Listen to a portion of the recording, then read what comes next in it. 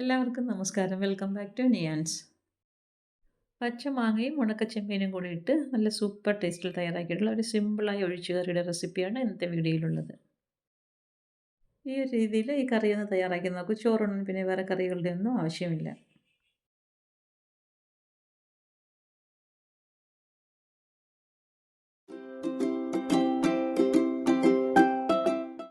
കറി തയ്യാറാക്കുന്നതിന് വേണ്ടി ഒരു പച്ചമാങ്ങ തൊലി കളഞ്ഞ് വൃത്തിയാക്കി വെച്ചിട്ടുണ്ട്. ഇനി ഇതിനെ ഒന്ന് നമുക്ക് കറി പീസസ് ആയിട്ടൊന്ന് കട്ട് ചെയ്തെടുക്കാം.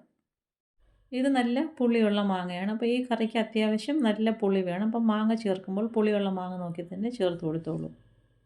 മാങ്ങ കുറച്ച് വലിയ പീസസ് ആയിട്ടാണ് കട്ട് ചെയ്തിട്ടേക്കുന്നത്. അപ്പോൾ നമുക്ക് വേറെ ഇതിനകത്ത് വേറെ കഷ്ണങ്ങളൊന്നും ഇല്ലല്ലോ. ഈ മാങ്ങ കഷ്ണങ്ങൾ മാത്രമേ ഉള്ളൂ. അപ്പം കുറച്ച് വലിയ പീസസ് ആയിട്ട് തന്നെ ഈ ഒരു രീതിയിൽ കട്ട് ചെയ്തിടാം. പിന്നെ ഞാൻ 2 പച്ചമുളക് എടുത്ത് വെച്ചിരിക്കുന്നു. അതിനെയും കൂടെ ഒന്ന് ചെറുതായിട്ട് കീറി കട്ട് ചെയ്തിടുന്നുണ്ട്. പിന്നെ മാങ്ങ കൊട്ടയും അതിലേക്ക് ഇട്ട് കൊടുക്കുന്നുണ്ട്.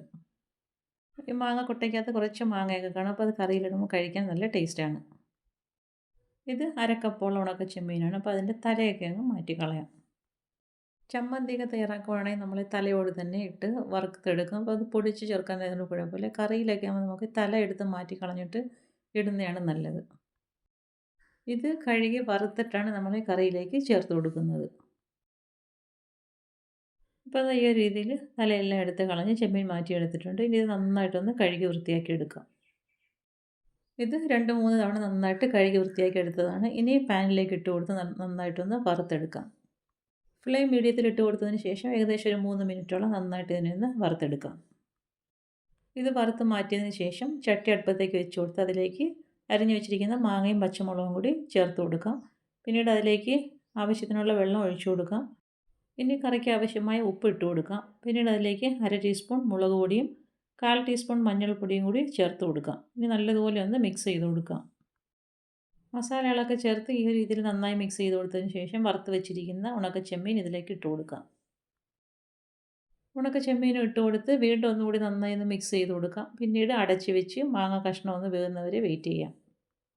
ഇനി അരപ്പ് തയ്യാറാക്കിയെടുക്കാം. ഏകദേശം 1/2 കപ്പോളം തേങ്ങ ചിരകിയത് മിക്സിയുടെ ജാറിലേക്ക് ഇട്ട് കൊടുക്കാം. അതിലേക്ക് 3-4 ചെറിയ ഉള്ളി ചേർത്ത് കൊടുക്കാം. 1/4 ടീസ്പൂൺ ജീരകവും കൂടി ചേർത്ത് കൊടുത്ത് വെള്ളം ഒഴിച്ചു കൊടുത്ത് നന്നായിട്ട് ഇതിനെ ഒന്ന് അരച്ചെടുക്കാം. ഈ ഒരു രീതിയിൽ നന്നായി അരച്ചെടുക്കാം. ഇനി അടുപ്പിൽ വെച്ചിരിക്കുന്ന കഷ്ണം എന്തായെന്ന് നോക്കാം. അപ്പോൾ ഇതാ മാങ്ങ കഷ്ണമൊക്കെ നന്നായിട്ട് വെന്ത് വന്നിട്ടുണ്ട്. നല്ലതുപോലെ ഒന്ന് മിക്സ് ചെയ്ത് കൊടുക്കാം. ഇനി അരച്ച് വെച്ചിരിക്കുന്ന അരപ്പ് ഇതിലേക്ക് ഒഴിച്ചു കൊടുക്കാം. അതിൻ്റെ കൂടെ തന്നെ ആവശ്യത്തിനുള്ള വെള്ളവും കൂടി ചേർത്ത് കൊടുക്കാം. വെള്ളം ചേർത്ത് കൊടുത്തതിന് ശേഷം നന്നായിട്ട് ഇതിനെ ഒന്ന് മിക്സ് ചെയ്ത് കൊടുക്കാം. പിന്നീട് കറി തിളയ്ക്കാൻ വേണ്ടി അനുവദിക്കരുത്. നല്ലതുപോലെ ഒന്ന് ഇളക്കി കറി ചൂടാക്കി എടുത്താൽ മതിയാകും. ഇതാ ഈ ഒരു രീതിയിൽ ചെറുതായിട്ട് കുമ്പള വരുന്ന സമയത്ത് ഫ്ലെയിം ഓഫ് ചെയ്ത് മാറ്റി കൊടുക്കാം.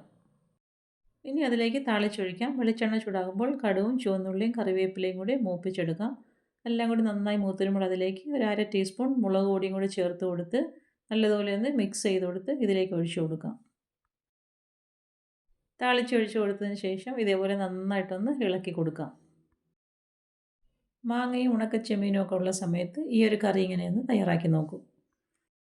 മാങ്ങയുടെ പുളിയും ചെമ്മീൻ്റെ മണവും ഒക്കെ കൊണ്ട് കറി നല്ല സൂപ്പർ ടേസ്റ്റാണ്. അപ്പോൾ ഇന്നത്തെ വീഡിയോ ഇത്രയേ ഉള്ളൂ. വീഡിയോ ഇഷ്ടമായി ലൈക്ക് ചെയ്ത് സബ്സ്ക്രൈബ് ചെയ്ത് സപ്പോർട്ട് ചെയ്തേക്കൂ. വീണ്ടും അടുത്ത വീഡിയോയിൽ കാണുന്നത് വരെ ബൈ ഫ്രം നിയാൻസ്. Thanks for watching.